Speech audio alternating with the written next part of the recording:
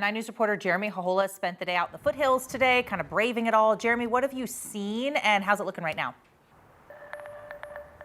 Yeah, right now these gusts keep coming and going. I mean, these winds are very reminiscent of what happened here, actually very near this location along Highway 93 4 years ago. The Marshall Fire actually erupting at this location, the 4-year mark actually this December 30th. But when these winds come, they come, and when they come, they are brutally strong. Today we spent the day in residential areas in North Boulder watching crews respond to massive trees falling.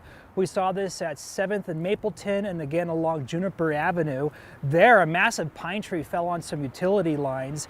And this is perhaps why Xcel preemptively shut off power in this area today. We spoke to people here who have been without power since 6 o'clock this morning.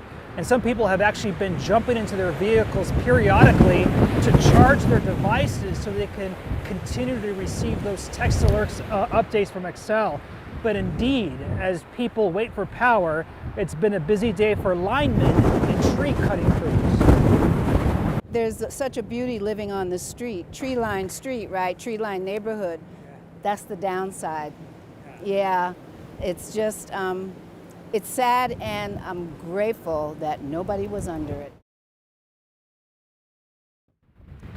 Yeah, here along Highway 93, you can see the road remains closed, and this will remain closed indefinitely because of these severe conditions. And we're experiencing one of those really strong gusts right now when they arrive. They're very powerful. And you can see all just the dust here just being kicked up here.